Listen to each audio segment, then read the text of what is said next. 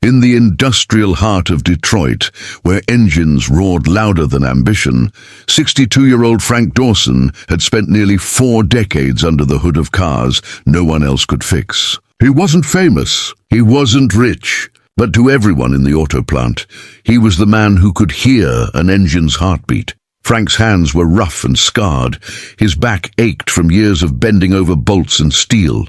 Yet every morning he walked into Dawson Motors, the same factory where his father once worked, with a quiet pride. He'd seen the auto industry rise, fall, and reinvent itself. But lately, things had changed. The new management, young, ambitious, and obsessed with automation, saw Frank as a relic of the past. "We don't need grease-stained hands when we have robots," the new CEO, Ethan Graves, had said coldly during a staff meeting. Frank had just smiled faintly.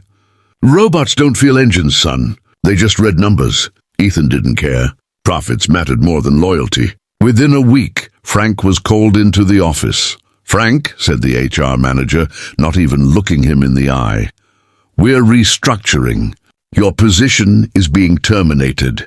You'll get a small severance." He nodded slowly, removed his cap, and walked out with a quiet dignity that felt heavier than the weight of any toolbox. That night, Frank sat alone in his small garage, surrounded by parts, wires, and notebooks filled with scribbles. On the dusty workbench sat his unfinished invention, a hybrid engine design he'd been working on secretly for years. It wasn't about money, it was about heart, about making engines that ran cleaner, longer, and stronger. Powered by the kind of mechanical wisdom no computer could replicate, Frank whispered to himself, tightening a bolt, "You're my life's work. Let's show them what they threw away." For months he labored in silence. His small garage glowed at night with the hum of electricity and the scent of burning metal. Neighbors thought he'd gone mad. But Frank was alive in a way he hadn't been in years. When the prototype finally started, the engine purred like a symphony. The efficiency meter blinked higher than any known standard. Frank laughed, wiping sweat from his brow. "You're perfect," he said, patting the side of the motor as if it could understand. A few weeks later, Dawson Motors, now under pressure from investors, held a press event to unveil their latest innovation.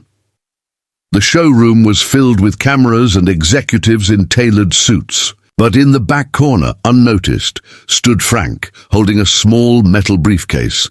When the CEO began his speech about the future of automotive technology, Frank quietly stepped forward. The room hushed. Ethan's confident grin faltered. "Frank, you're not supposed to be here," he said, forcing a smile. "I know," Frank replied, placing the case on the stage.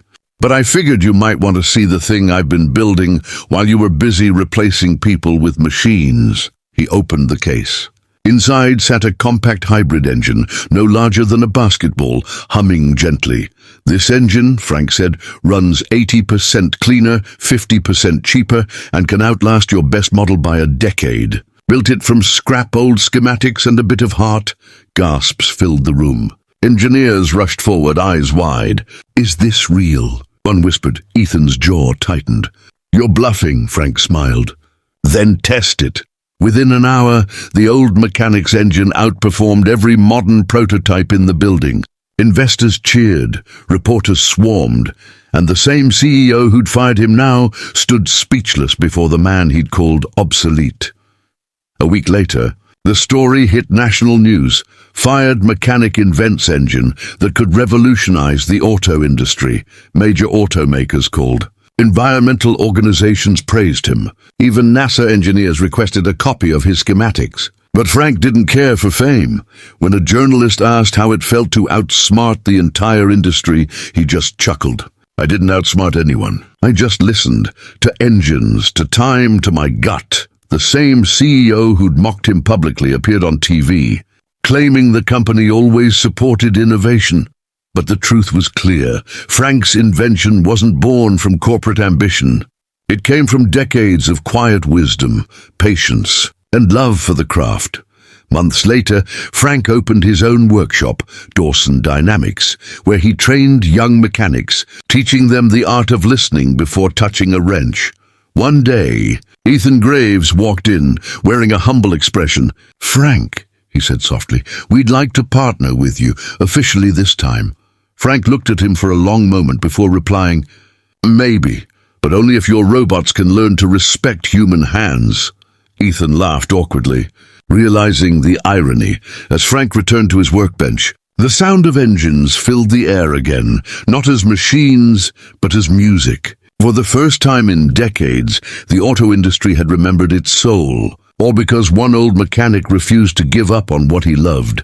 And somewhere in that Detroit garage, under the warm light of dusk, the man once called Too Old to Matter had built something timeless, not just a machine, but a legacy that no factory, no robot, and no corporation could ever replace, because some engines run on fuel, but the ones that change the world run on heart.